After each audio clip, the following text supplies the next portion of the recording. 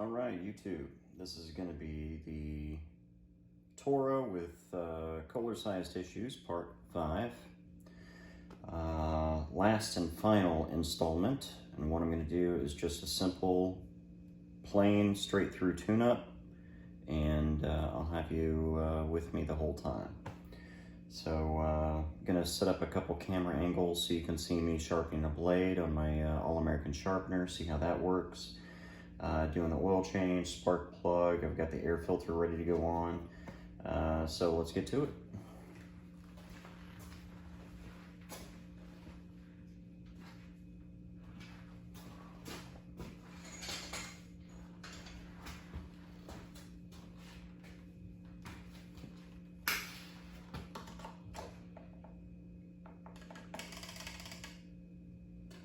Don't care how much oil's in there, I just know that I need to get it out.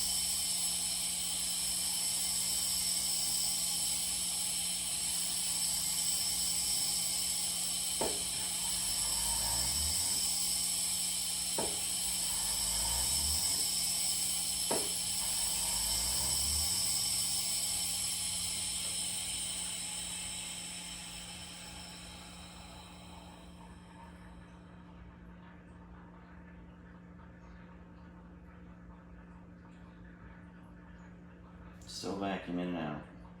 I love this new vacuum pump because I'm tired of trying to catch it in an oil basin. This makes it so much cleaner and easier to use.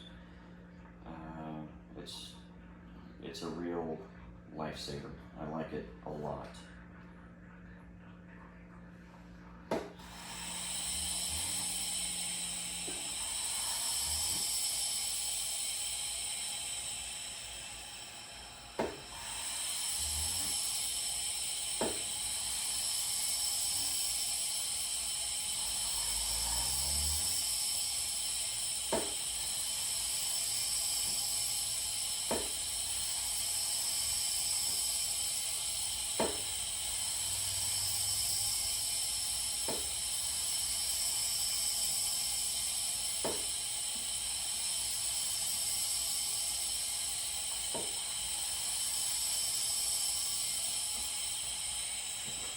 Move the mower over to where the wheels fall off, and it's sitting cockeyed now, so we can get the oil to drain to that corner.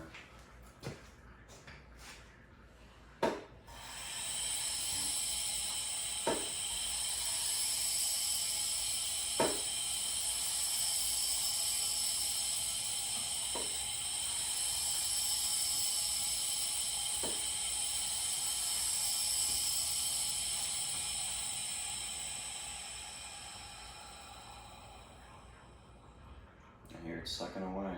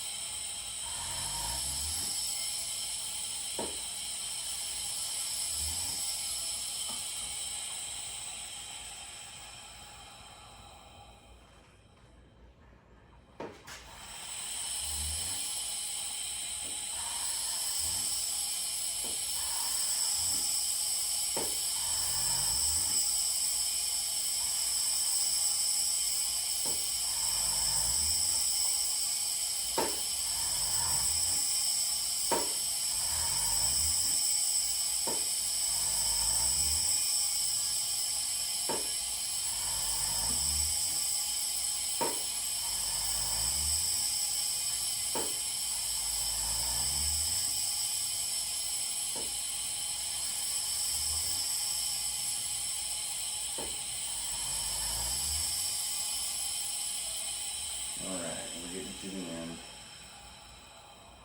Starting to get a lot of bubbles in there in the line.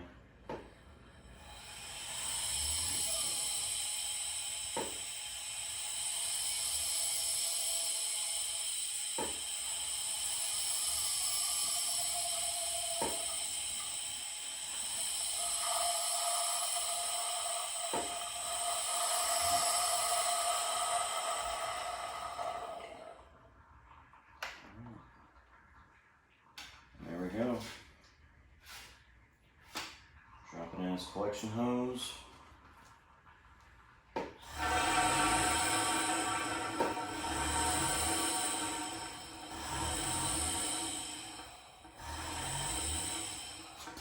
we go. Done. Get a rag real quick. Wipe what little came off of the tube as it came out.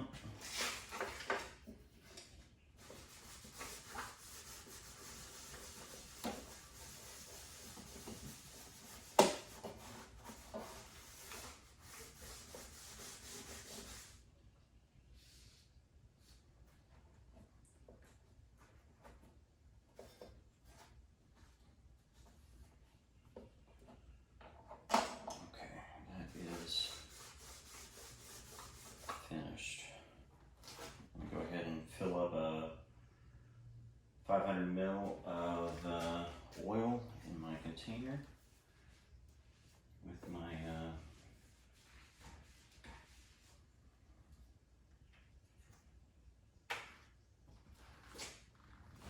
oil filter in it.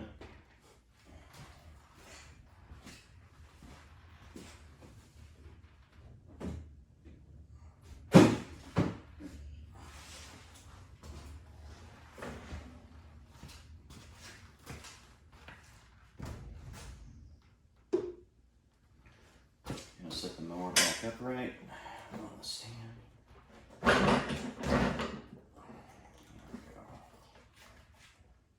Save that, pull that out of there. One funnel.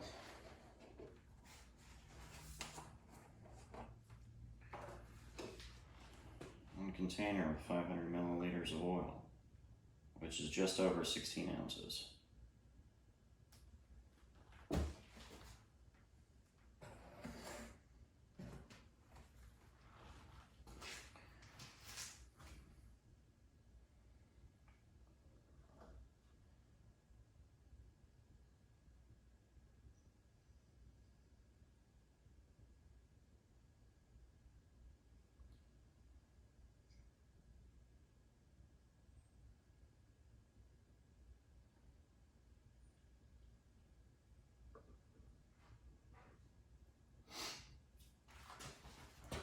So we are doing part 5 on Cinco de Mayo.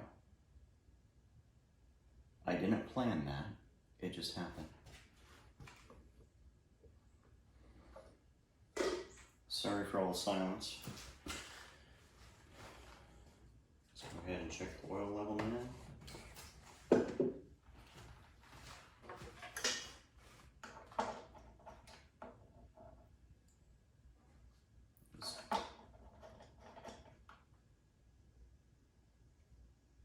Exactly at the top of the fill mark, 500 milliliters right there.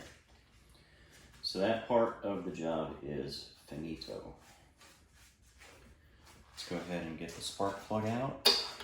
Got a brand new one that I picked up today. You know, there are some times that going to the big box store is a little bit more relevant than buying online. 90% of the stuff that I do online is the larger parts, or I buy in bulk. But when it comes to the spark plugs, I haven't purchased those in bulk yet. I'm about to, probably this year or next, buying in bulk. Because there are a lot more Briggs & Stratton mowers on the market these days than there are the Kohlers. So with that said, I went to Home Depot today and found them at $4.95 a piece, which a fair price. The online purchase price through a vendor like ProPartsDirect.net or through replacement parts or Jack Small Engines, none of the websites, even Amazon, none of the websites offered a discounted rate to cover both shipping and the cost of the spark plug, to where it was going to be less expensive for me to buy it online, wait a few days for it to arrive, when I could just go down to the local Home Depot and literally buy it for roughly the same amount after shipping would cost me. So this year, that's the way I'm going to do it. Next year, I'll probably buy a flat of Briggs & Stratton or Champion spark plugs, 24 pack in the styrofoam case, so that I have them. But this year, it's just not going to happen. I've gotten almost all of my mowers already completely repaired at this point, so I don't need to buy any more spark plugs. I've got plenty of them, or I've already replaced them all. And my rule of thumb was in the past, if the mower runs, the spark plug is good, and that's fine. But with the cost of spark plugs being so inexpensive, you know, at anywhere from $2 to $5 a piece, I am not doing the buyer justice by not changing the spark plug out for them. You know, if they never bring it back to me to service it on a regular basis, then the life left in that old spark plug isn't enough necessarily to outweigh the cost of a new one. So I'm going to start changing them from now on. And there we go. Next is the air filter. We got a pre-filter and an air filter.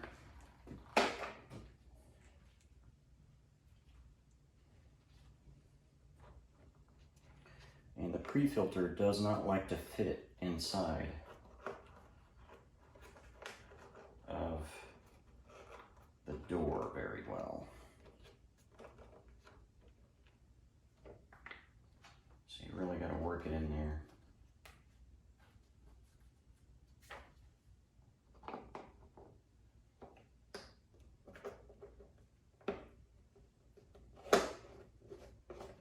There we go.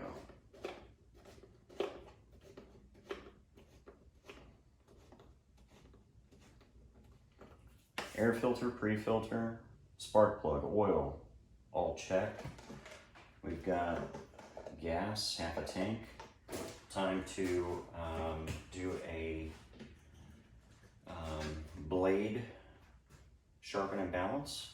So I'm going to stop you here. I'm going to set up the camera after I pull the blade off. I'm going to set up the camera and show you how I use my All-American sharpener to sharpen my mower blades. All right, let's get to it.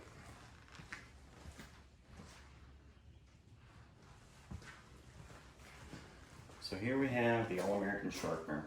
It's this small device with the long arm. Basically, you clamp your blade in.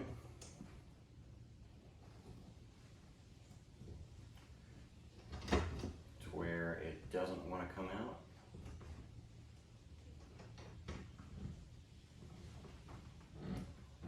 There we go. That is solid. We get our hearing protection on. And then from here, we get to work.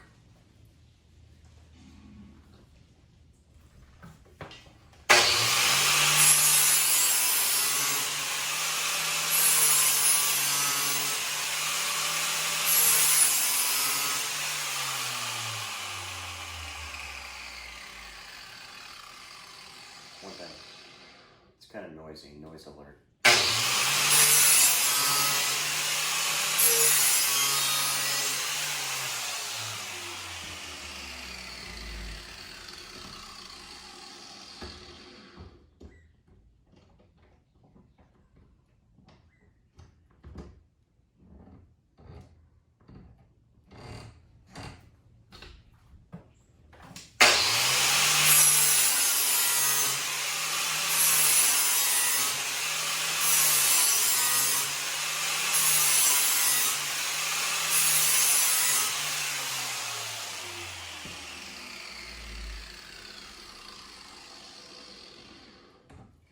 we are finished with the blade, we go up here to the balancer,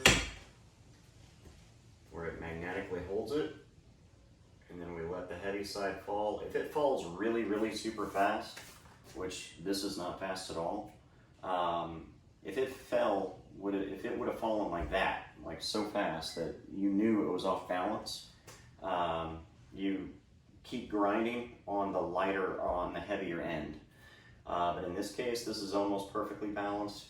This is so accurate. It's accurate to a fault in that this blade is more than balanced enough to go back on the mower. You're not going to notice any kind of shaking or anything like that in the mower in any way, shape, or form when you're doing your landscaping. But you have to be very ginger about trying to take off enough material on both ends as to not make it unbalanced. But this one's good. We're solid. Just set that back here. This is for making sure that the blade is balanced from front to back. So if one side is higher than the other one, it's gonna knock this out of the way, and you're gonna have a bad blade. And at that point, just buy a new one. So we're done sharpening. We're good to go. You can see there the nice sharp edge. Absolutely beautiful. And I'm gonna put you back on the workbench, and we're gonna finish wrapping this up. All right, guys, we're back at the workbench. And like I said earlier in previous videos, this carburetor, when set on its side, does leak. It leaks like a sieve. So I'm gonna flip it up fast, zip it on, and lower it as quickly as possible to save as much fuel from leaking out as possible. There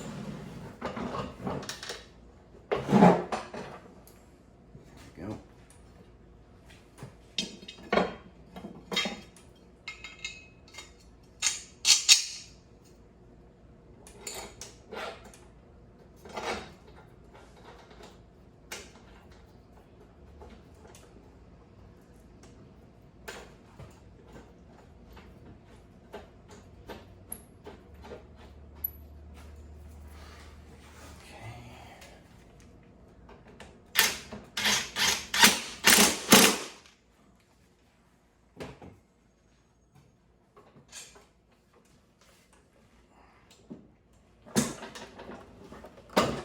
We're done.